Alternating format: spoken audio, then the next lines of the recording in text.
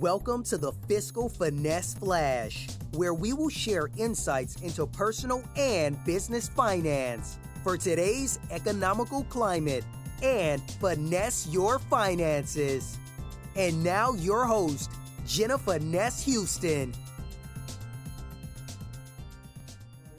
No, you're trying to improve all of them. Okay. Right. Yes. Okay. When you improve your score, you want to improve across the board. Across the board. Okay. And normally what happens is whatever's reports to all of these. So it's not like you're going to say, but you will notice that when you pull your scores, they can be all over the place. Yeah. You could have a 680 over here, a 520 over here, because guess what? Every time somebody reports, they have to pay. So everybody's not going to report to all three because I don't want to spend that kind of money. I don't really care that much, right? So I might just report to Experian because it's the most popular. Oh, okay. And that's another thing. When people go to pull your credit, you want to know, where are you pulling from? Right, I was just going to ask that, like, can you direct them like to a certain way? But, like, you may or may not be able to, but if you can ask them in advance and they tell you, at least you know all three scores. You could tell them, oh, okay, well, you know what, that's not my best score. If you have the opportunity, you might want to pull TransUnion. Okay. You know what I'm saying? Right. But that's again, that knowledge that gives you power. Right. Yeah. Right? So, I'll let you go ahead and continue to write. But yeah. So that's why oftentimes you'll see that fluctuation in your scores because everybody just does not report to all three. Okay. It's not it's cost prohibitive to do so. So it's like I'm not wasting my money. I just want to make sure that at least Experian knows that she owed me, right? Right. Okay. Okay. So that's the score makeup and the score range. So no, I'm sorry, that was the score range. Now the score makeup. So you can't see this because it's a little small, but let me just tell you, payment history is worth 35% of your score. If you have late pays, slow pays, and don't pay, that's gonna kill your score. Okay. That's 35% of your score. So if you have any types of collections on your report, anywhere where you've been 30 days delinquent, 60 days delinquent, that's going to kill your score. So I don't care if you get everything else right on this pie, right? So it'll be 65 out of 100. And when you're in school, what is that? A D.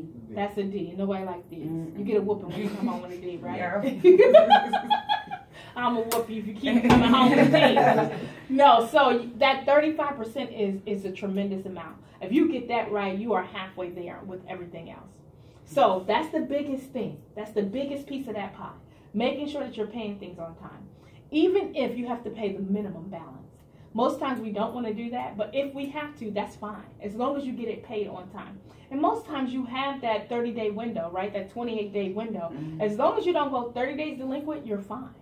And sometimes we have to go 15 days, into our grace period. Mm-hmm. Whatever, just make sure that you don't go 30. Because as soon as you hit 30, boom, it hits that report. And that can be up to 30 points off of your score each time. Mm. Every delinquency can be up to 30 points. And we'll go ahead and get into that a little later. Okay? So the next piece of the chunk of the pie, which is a pretty large piece as well, is 30%, which is your capacity. Yeah, that's that orange, the greenish looking slice. That's 30%, and that's capacity.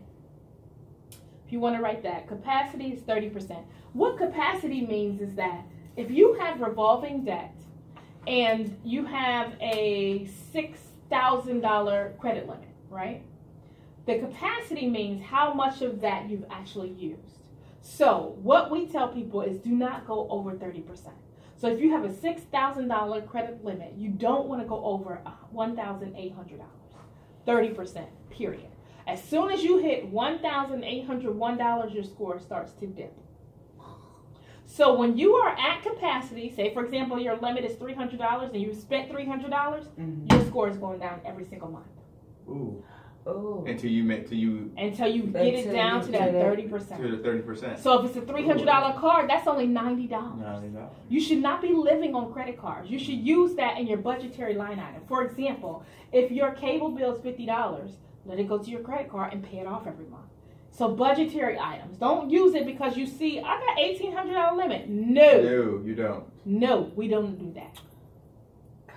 So that capacity, yes. So that capacity is worth 30% of your score. So if you go over 30% on any type of revolving loan, guess what? 70% out of 100 is a what? C. You still getting whoopings when you come home. We don't do C's. Right? Right. So you have to bring that capacity down on those revolving trade lines. Okay? So the next 15% is the length of time. So 15% of your score is made up by the length of time that you've had credit. So I have an old Discover card that's been on my account forever. And if it's great credit, you leave it there. Even if it's bad credit and it's old, you leave it there. Because that's giving you that length of time that you need to add to 15% of your score. So sometimes people have things on their credit report and they're like, oh my God, this is an old AT&T bill. If that AT&T bill is more than 5 years old, we just leave that AT&T bill alone. Because old bad debt is actually working for your good. And that's good for you to know. If it's old, leave it alone. Because guess what? It only affects your score for up to 2 years. If it's beyond the 2-year mark, it's no longer affecting your score. So that length of credit is adding 15% of your score. So if you got credit right in college, like some of us did, you know, at 18, and we still have those cards or still have a bad debt that's been charged off, good. It's fine. Leave it there. Because it's giving us that that length of time that we need, which is worth 15%, right? Okay, and so then 10% of your score is new accounts. You do not want to accumulate debt very often. You don't want new accounts because here's what happens. As soon as you get a new account, like say for example you go buy a new car or you get into that new house, you get an instant ding on your credit. It goes down 15 points.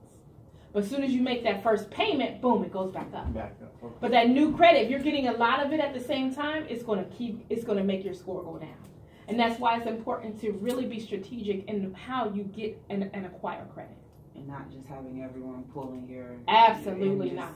Because here's the thing. Every time you allow someone to pull your credit, it goes down 2 to 10 points. Up to 10 points. You get 5 of those back. I'm sorry, you get half of those back. So if it's 10 points, you get half of them back in 1 year.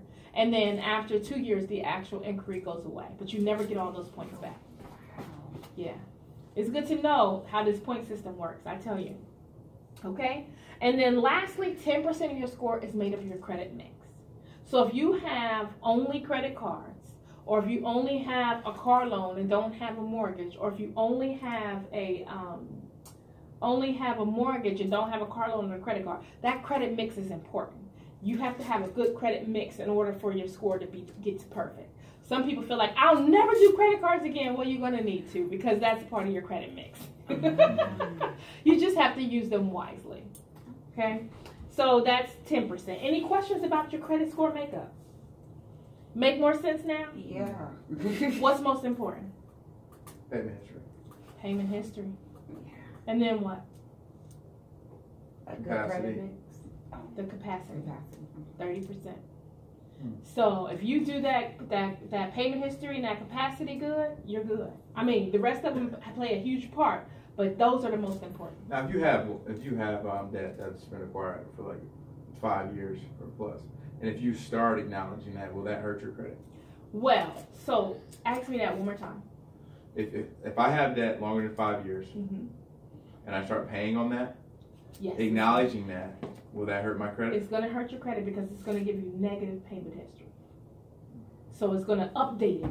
It like makes it retroactive. Okay. Yeah, And then right. it's like, oh man. Right. So we've had clients that ran out of here and it's like, oh, let me go and pay all this crazy crap. And we're like, no, you're waking up the dead.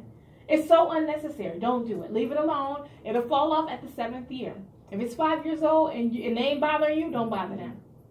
Like you said, Because as soon as you make a payment, it's going to give you all that negative credit history.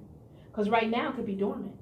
But you pay something and it's going to go, oh, okay, you paid it today, but in 5 years you paid nothing. So it just updates all that negative credit history. I did not know that, and I just got a phone call probably and I know it's income tax. Yes. But the date, it was 2001, it is 2017. It's probably getting ready to fall off and they're trying to collect. Yeah. Oh, yeah. Oh, yeah. That's exactly what happens. Because it's when so it gets close. old. They called my mom. My mom's like, you got a lawsuit? I'm like, I don't have a lawsuit. Someone's trying to get, and then when I call it, They were trying to, They try to collect that tax season is the best time. Tax season, first of the year, they're like, oh yeah, they about to get some money. I'm going to scare them to death and get them to pay. Wow. Yeah. Yeah. Wow. And we're going to talk about some of that too. So if there's no more questions on score makeup, we will keep it moving. Was that good information for you? It was. Oh, yeah. We talked a little bit about budget. A budget is important, right? It's a plan to tell your money where to go instead of wondering where it went. And it's simply just a way to prioritize everything that you get, everything that you have going on. If you're not doing that, you're really doing yourself a disservice. Because we are not working for no reason. We are not spending all this money in these small businesses for no reason. We are doing these things so that we can grow. And if you're not growing, then it's really for naught. It's for naught. You're taking away time from your family. You're taking away time from everything else that you could be doing because you don't have a clue what you got going on, where your money's going. So you need to be able to identify and prioritize. Otherwise, it's like, okay, I'm just spinning wheels. And I don't know how long we could do that before we just kind of like gong out, right? Just fall out. I'm done. I'm tired. So you two just did exercises or drills 1 and 8, right? And so out of doing drills 1 and 8, if you can take your bottom line numbers from both of those drills and subtract them from one another, you will be able to understand if you're operating at a surplus or a deficit.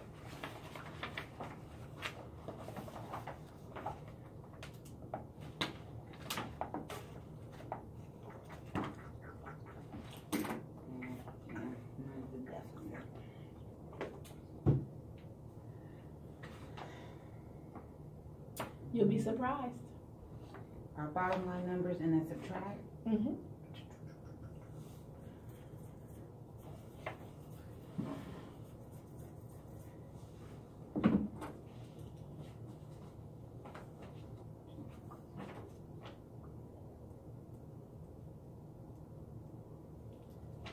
That's plus or minus. Which one am I subtracting? I'm taking. So you have this My is your earned income? this is your income Mm-hmm. and this is your expenses. Yeah. So if your income exceeds your expenses, Oh. then you're operating in a surplus. Oh. Oh, well, I'm good. Yeah. Oh, wow. That's a surplus that you have every month. That could be going in your savings account. See, that's the thing. Oh, yeah. Because that's not in my account. No. No, it's not. It might be in your belly. Yeah. It might be in your belly. And that's the sad part. About 30 to 40% of our income goes in our belly. Yeah, mine's in my belly and willy-nilly expenses on event stuff that I probably did, like non-inflatable picture frame I bought yesterday that I didn't need, but I bought it. Yeah. So yeah, stuff like that. I don't know what you're doing this Thursday, but I'm talking about cash flow. And it's a class, it's a lunch and learn. We're providing lunch, it's $10. I think I was just trying to make sure my baby was going somewhere. But I tell you what, it'll be great for you to But identify some areas in your cash flow of what you need to change. I think you inboxed me about that. So Yes. Okay. So are you operating in a surplus or deficit? I'll say a surplus. Surplus. I mean, make sure I'm right.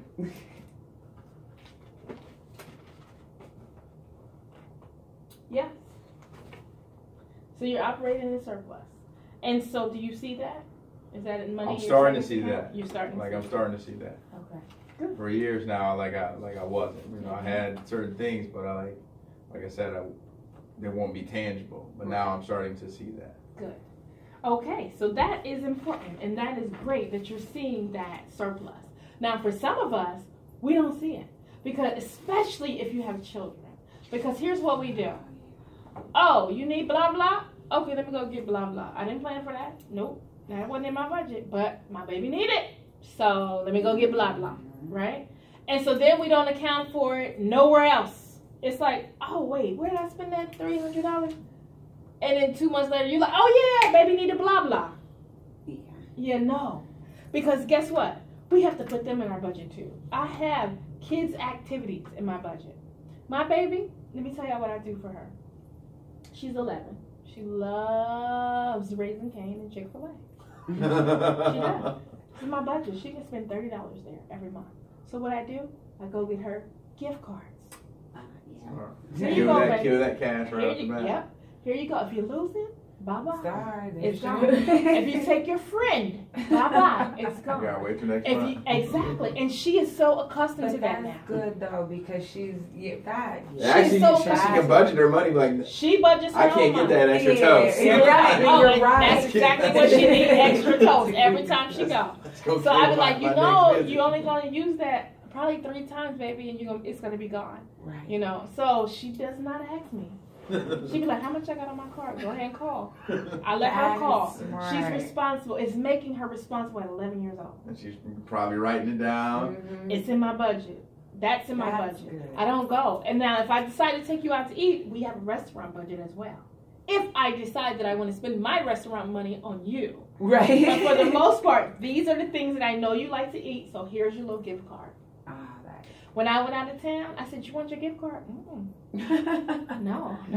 My daddy, my grandma gonna buy me. You know. She's like, no, I'm gonna save my little gift card. No. So she's smart. You know, she like her mama. I used to use my little brother's money all the time. My son would be like, so do I get 60 next month? Right. 30 since I didn't do that. Yeah, if I didn't spend it. Yeah. No, so that's just one instance. But then you know your children. Yeah. You know what they like. And it's also getting them on the same page as you. Yeah.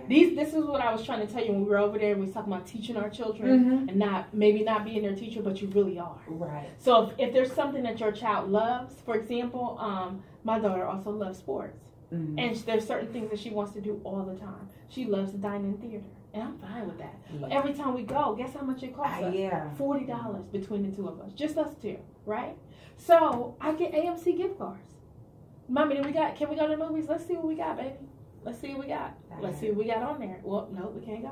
Let's show entertainment for whatever you choose for that month. You've already got that gift card. And it's already in the budget. If you buy gas, from the same place.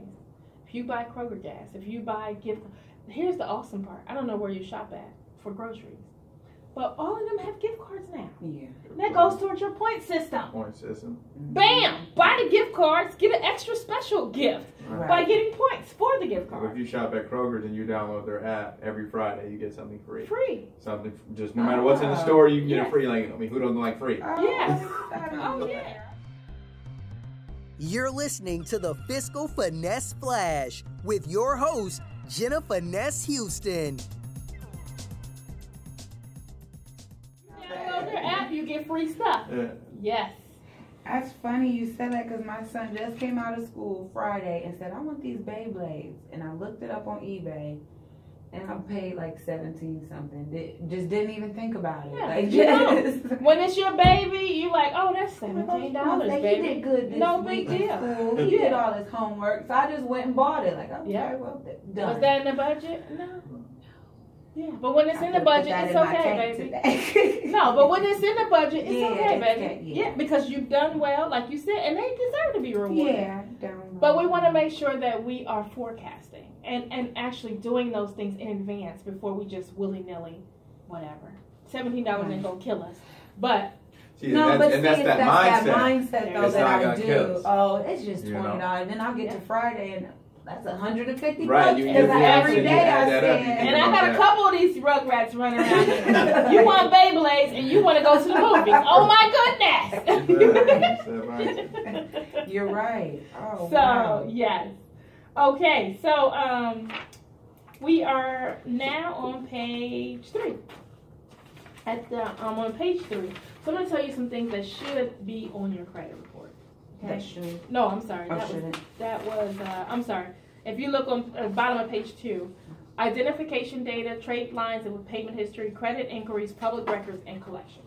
So usually when you get your credit report, which we're going to review those in a moment individually, of course, you'll be able to see what type of things that are on there. You'll be able to identify, okay, this is kind of derogatory, it's working against me, or this is awesome and it's working for my good, right?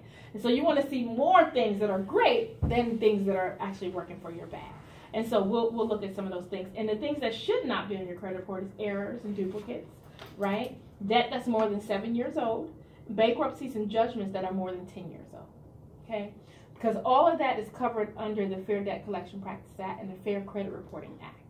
Okay, so the Fair Credit Reporting Act is about 211 pages. Nobody's gonna read that crap, right? But I've read it enough to understand what things should and should not be on there. And so that's why when we get into the process of writing your letters to the credit bureaus, I'm able to take some laws out of that Fair Credit Reporting Act and put it in the letters, which actually scares them to death because they understand, okay, now she's knowledgeable, right? Yeah, and I mean, you keep saying knowledgeable, and that's all you have to be. That's all like you have I to recently just knowledged myself in my apartment, things weren't going too right. And like my friend was telling me some words to say to my landlord, and I wrote him a letter saying I was not using all the square footage, and he was out there that day. Okay. And usually he was lazy about it, so he jumped out there right that way, and I was just like, that's all I needed to do. That's all you had to do. Research. That's all you had to do. Knowledge is power. Right. You know, we say that, it's a cliche, but really it's super powerful. When you show somebody, listen, I have knowledge about this, they're like, okay, you get much more respect. Right. They treat you differently. They listen to you. They're like, okay, right, all right, I get it, you know. But if you come in there looking like you ignorant, sounding like you ignorant, they're like, whatever. They're going to walk right over you, right? So having this knowledge helps you understand what should and should not be there, okay? So here's how you establish and maintain perfect credit. And this is something you probably can circle, highlight. I got some highlighters here for y'all if y'all want to use them. But seriously, it's a reduction in the derogatory items on your credit report, increase in the positive trade lines, and consistently paying timely. A lot of these companies out here, I was a part of one for about 3.5 years. The only thing they did was just remove the derogatory items. They did nothing for increasing the positive trade lines or educating me on what to do right? You can take this derogatory stuff off all day long, but if you don't tell me what things I'm doing wrong, guess what? I'm going to get into that same situation. And what I haven't told y'all is I've filed bankruptcy twice.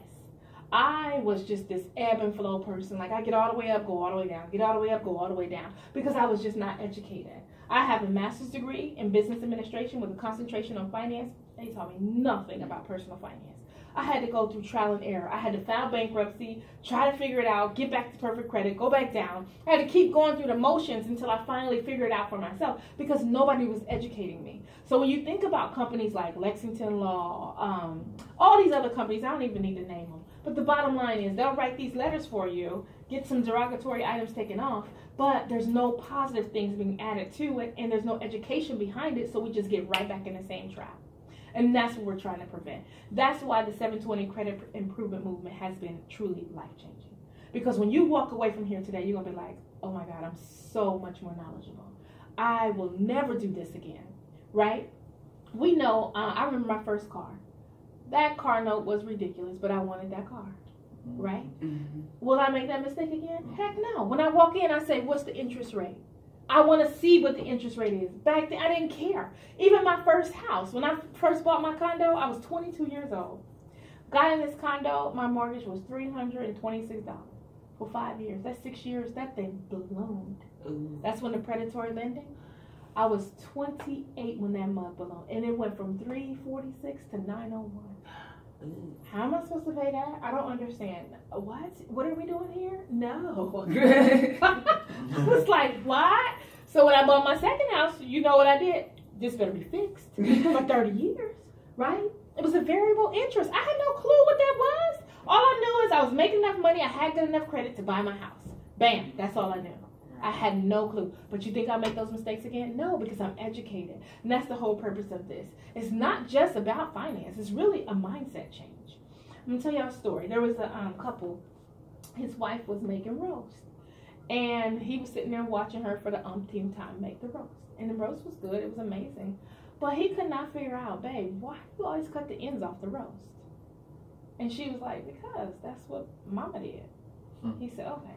Called her Mama. He said, Mama, we're making roast today, and I'm just trying to figure out, why do y'all cut off the ends of the roast? She's like, you know what, baby? I don't know. That's what Big Mama did.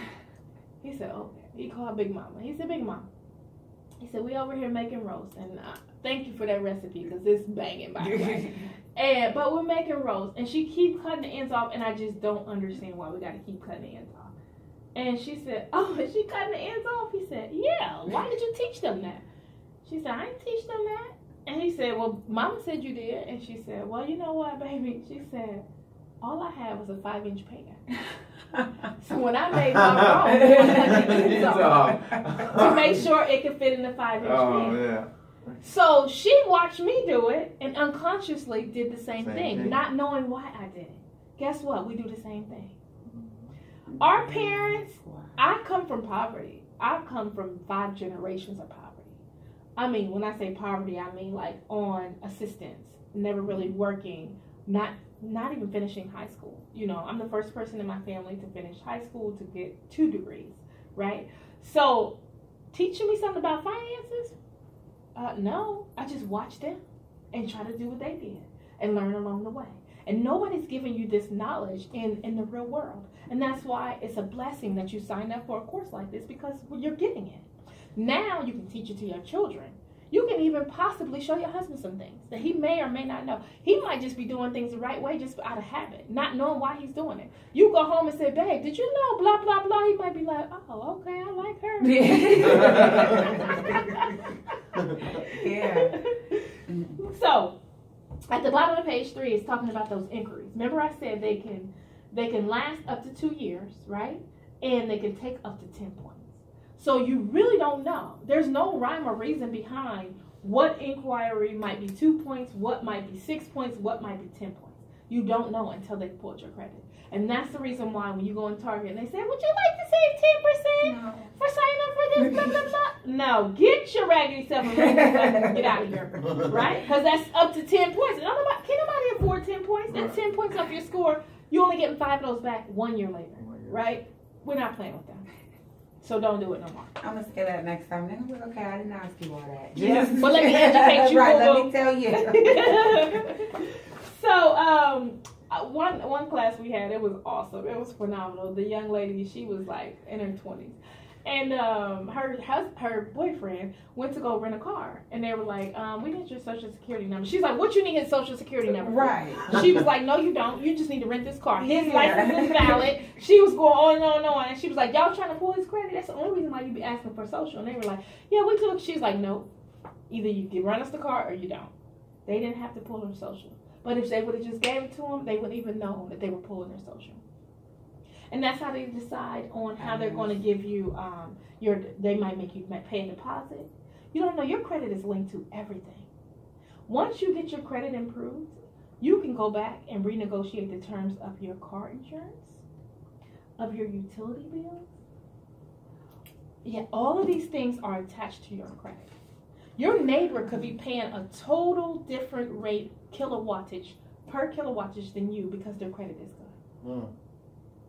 Yes. Really? Your insurance, all insurance, not just car insurance, your life insurance, all of your insurances, your homeowners or home renters insurance, your utility bills. Employers are pulling credit now. If they have double candidates and they're both awesome, they interviewed well, what they're going to do, they're going to pull your credit to see what type of character you have. So your credit follows you everywhere you go, right? Even in school now. Some of these schools and colleges and universities, they pull your credit. Yes, they want to know, are you going to pay this loan back? Because this is going to affect our rankings. So, yes, your credit is attached to everything you do, and that's why it's so important for you to manage it well, okay? So, on this top slide, I just want to go over a few things that we may or may not have already covered. Number 1, do not carry more than 30% of your balances. Remember, that goes to your capacity. Number 2, never co-sign for anyone. So, here's the thing. I think we also have on here, never let anyone borrow. Here's what happens when you do that. You really make that person become subject to you. It changed the dynamics of your relationship. And you are 100% responsible, regardless of what they do. You ain't driving that car. If it gets crashed, if somebody steal it, if they decide to sell it, whatever, it is going to affect you. So when you co-sign, everything that they do affects you and you don't get no benefits from it. So let it go. Don't do it. It's just not worth it. Bottom line. Okay? So, next, do not close a credit card that reports a limit. So some people feel like, oh, I'm going to pay this off and I'm going to close it. No, pay it off, just don't use it, because that helps your capacity too. Say, for example, you have 2 credit cards. One's $500, one's $1,000, right? So you have a $1,500 limit, right? And you only use one and $300. So if you close that one that's $1,000, your capacity is high because you're using $300 of your $500. But if you keep that $1,000 too, that's $300 of $1,500. So you're listening to the Fiscal Finesse Flash with your host, Jenna Finesse Houston. That they're like, I'm just closing because I don't use it. No, leave it open. It's helping your capacity, and capacity is worth what percentage? 30%. You see why that's important? People don't realize that. That's why it's okay to get some credit cards and not use them, because you have that capacity to use whenever you want, and it shows you're being responsible. Okay. Do not ever close your oldest trade line. So some people feel like, oh, this is horrible, I'm going to dispute this or dispute that. No, if it's your oldest trade line, leave it alone. Just let it go. Let it go. It looks negative when you look at it, but it's actually helping you. It's working for your good, okay? Do not dispute items that are older than 3 years. So they are only, y'all heard of, I don't remember who said this a while ago, but they were like, oh goodness, what did they say? Anyway, it's no longer relevant. Y'all remember that? It was one of them ratchet TVs. You're irrelevant or whatever. It was popular for a minute. I don't remember. I remember that being a popular saying. Yeah, because it was one of them housewives shows. You are no longer. I remember what she said. Yeah. So it's no longer relevant. It affects your score for the first 2 years that it's on there. Even though it's negative, it's derogatory, it looks horrible. But if it's beyond 3 years, leave it alone. It's no longer affecting your score. And if they make you pay it, you're going to get all that negative history. And you don't want that. Because then it's like updated negative history. If they're no longer reporting, forget about them. Because remember, it costs them $40 to report. And then most of them feel like, if I haven't got your attention in 2 years, forget you. I'm not going to keep spending $40 to report that. So leave it alone. If they're not reporting, they're not bugging you, don't bug them. Okay? What else? Do not open several trade lines in a short period of time. Remember that? New credit, 10% of your score.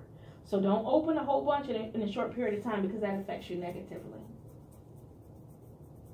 If you're looking to purchase a home, do not open any new trade lines for a 1-year period, because that's going to affect you, right? So if you're looking to purchase a house within the next year, if it's not in your plan, because we're going to give you a plan that actually tells you what you should do to boost your credit, but if it's not in your plan, just leave it alone.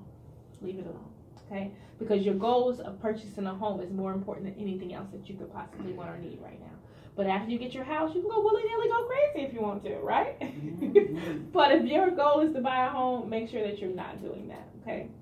Do not make settlement arrangements without asking for a deletion of the debt. So here's another thing that happens. Just because you pay a debt off does not mean that they're going to delete it from your credit report. It will show a zero balance. It'll show collections, charged off, all that crazy crap that looks derogatory for you, and they will not remove it because they already got their money and they don't care about you anymore. So if you do make arrangements to have some things paid off, ask them, will you please take that off my credit report? If they say yes, get it in writing. Then pay them. Otherwise, you have no leverage. You've paid them, and it's going to sit there until the 7 years of when it falls off. And some of those things depend upon what it is. For example, if you're looking to buy a home and you have a repossession, even though it's 4, 5, 6 years old, they will not give you a mortgage because that looks very derogatory for you. So even if you've paid it off, it's still going to sit there, and it looks derogatory, and it makes you look bad. So if you're going to pay things off, if you're going to make settlement offers, make sure that you have a letter stating, once this is paid in full, we will remove it from your credit file. Okay? Do not borrow more than you can afford to pay back. Oh my goodness. Here's the things with this credit card, right? We see those limits. We just use them. We run them up because guess what? We know that the minimum balance is $35 a month. It's going to take you, you're going to have 18 kids, and all 18 of them are going to be 30 by the time you pay all that money off. And it ain't even worth it if you think about it. It's dinner.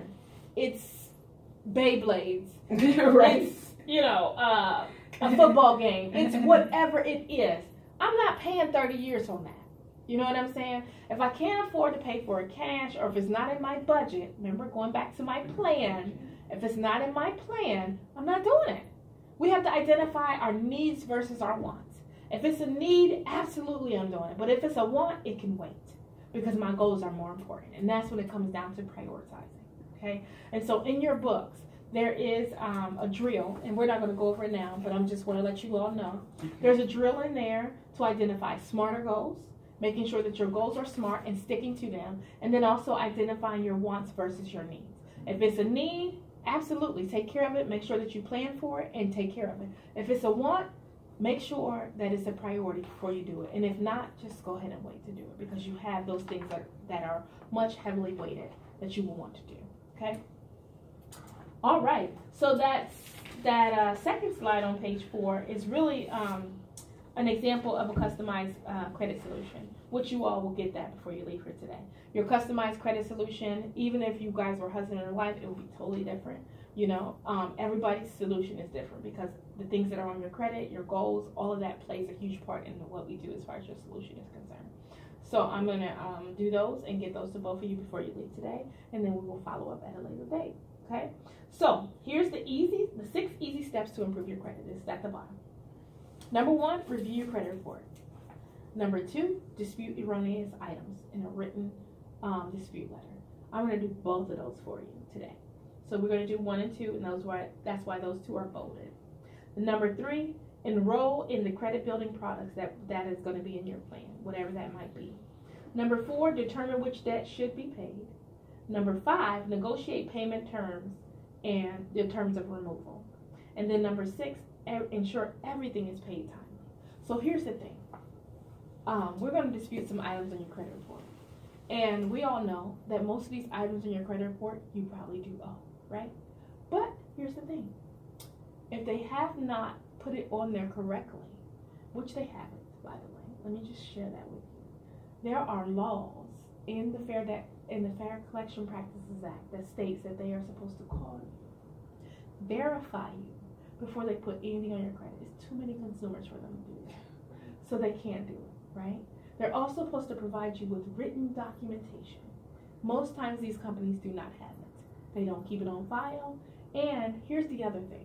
And this is going to blow your mind. So hold on to your seats, literally. No, but seriously, here's the thing. When you have companies like Verizon Wireless, Sprint, AT&T, cable, utilities, whatever, most of them have accounting departments. They don't have collections departments. So what they do when you default is they get paid 3 times.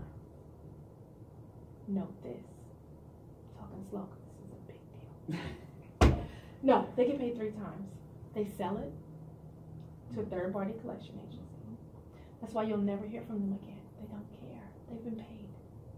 Number 2, they write it off on their taxes. At the end of the year, it's charged off. It's written off. They get paid for that. They get a deduction. Number 3, they file an insurance claim. So they've been paid 3 times. They're never going to contact you again. Ever, ever, ever. Those third-party people are going to keep contacting you because they've paid for that and they want their money. But do you owe them? No. Did you sign anything with them? No. So therefore, when we dispute it and it gets taken off your credit, it's like, well, they've been paid. I don't have to pay it. My government paid that for me. They gave them a tax write-off through the IRS. Right. They gave them an insurance claim, and they sold it to this third party. It would have been so nice to have you 2 weeks ago before I cussed that sweet little girl out on the phone for calling me about that. I'd have been a whole lot nicer to her. Like, you know what, sweetheart, you have a great day. But here's what you can't do. You can't ignore them. You can't ignore them. You got to tell them that you know your rights. Listen, I understand that you're a third-party collector.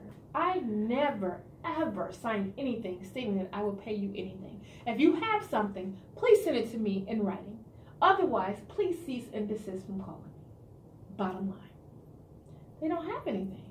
You didn't never say I'm going to pay credit code, blah, blah, blah. I said I was going to pay Verizon, and I didn't pay them, and you paid them for me. So, oh, thank you. By the way, don't call me no more. Gosh, knowledge is power. Knowledge is power. Knowledge is power. Okay. Wow, yeah. Yeah, I should have held on to my seat. I'm like, So, let's get to, and you really can't see this, but you'll have your own. This is a sample dispute letters. Normally I would have the projector up, but you can't see that. But those are our dispute letters, and as you can see, it's pretty lengthy. Some folks' dispute letters just say, "Oh, this ain't mine. Can you can you validate it?" No, we actually cite the law in our letters so that they know I am serious. We also put at the bottom that we're copying the Federal Trade Commission, right? The Ohio Attorney General's office, because that makes them see, oh my, they are really serious. And the law states that they have to get back with you within 30 days. If they don't, they have to remove it. And if they don't, you file a complaint with the Federal Trade Commission. They have to pay you $1,000 per instance. And they know that. The law states that. Yes. So that's why we put that down there. Like, I know the law. You do too. Pay me my money and stop playing. Right? So here's some of the solutions that may or may not be in your plan. Or if it's not in your plan, it might be something that you want to implement. So we like to look at solutions that's going to save you money, right? And also increase your credit. So the solutions that we have here are hopefully going to do one or the other, and we have one that's going to do absolutely both that we pretty much love. So number one, you can coupon. That's not going to do anything with your credit, but it's actually going to save you money, right? The savings are unlimited, and it costs you absolutely nothing but a little bit of time. So start couponing, guys. I know. I tried it myself, and it just didn't work out. It just didn't work out. I was like, I don't have time for this. I can't do this. and I forget the coupon. Right. Every you time. You get to the store like, oh, man. But my cousin, she is doing so well. She be posting stuff on Facebook. I be like, I get so mad, too. Like, oh, I could have saved $20. The next one is Digit. Digit is phenomenal, and I will send y'all some information on Digit, or it might be in your plan. Digit is an automated savings account. So what it does is it calculates your spending in your account, your checking or savings account, and then it says, okay, I'm going to save $2 for you today. Or I'm going to save you $3 tomorrow. But it goes into an FDIC insured bank account, right? And anytime you want to withdraw, you just text Digit withdraw, and it puts it right back in your checking account. So the bottom line, it's an automated savings. You don't miss the money. We had a client that started January 15th of 2016. She sent a text. I posted on Facebook. By December, it wasn't even Christmas yet, she had saved $6,000. Here's the blessed part about that. Her husband lost his job. He lost his job. He was in the hospital for almost 2 months. Had kidney failure. Had to go on dialysis. He was a coach in school. Everything. He'd been working in the school system for 17 years. And they had never been able to save $100 in their marriage. They've been married for 20 years. They gave a huge testimony. Never been able to save money, not even $100. Lost his job and saved over $6,000 in 1 year. Why do I feel like I know this story?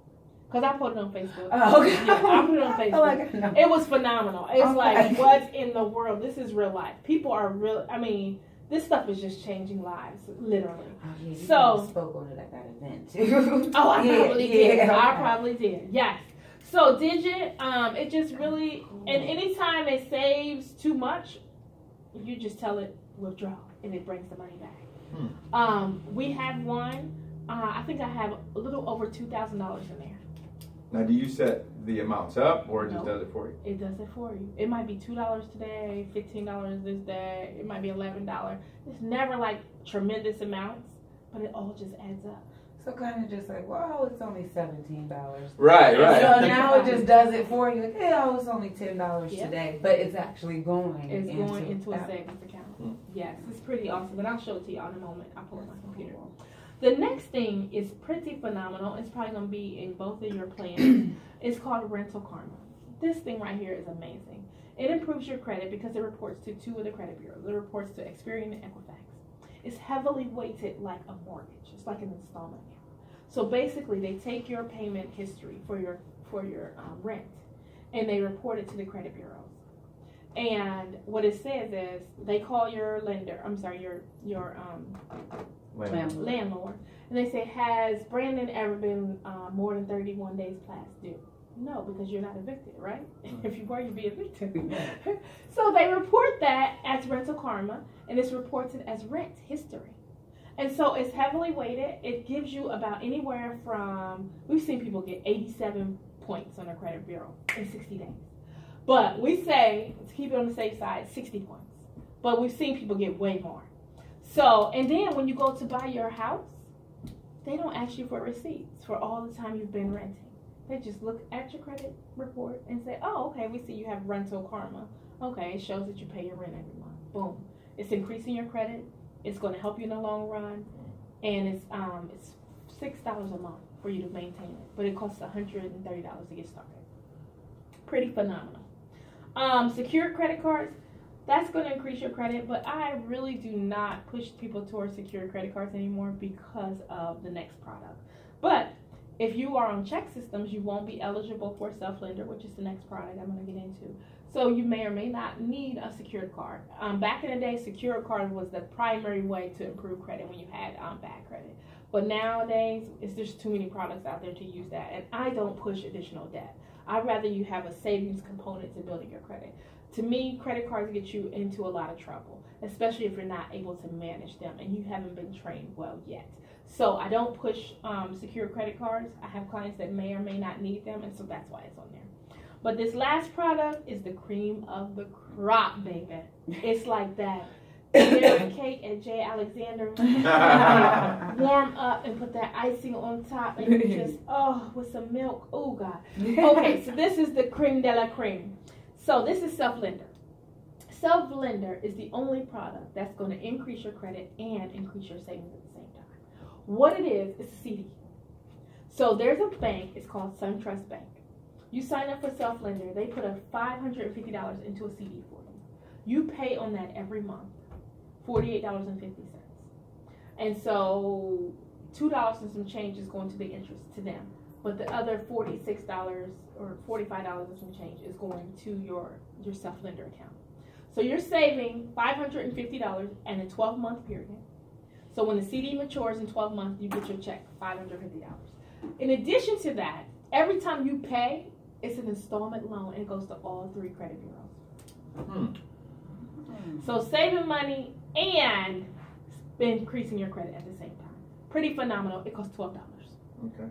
So that 40, when you pay the 48 and then the 46, is that going towards your pocket? Thank you for listening to the Fiscal Finesse Flash. We hope this message finessed your finances and your life. We believe leaders are readers, and podcast listeners become great practitioners. If you need assistance implementing a strategy for finessing your finances, call us today at 318-595-0784. Until next time, finesse your life and don't live in fiscal strife.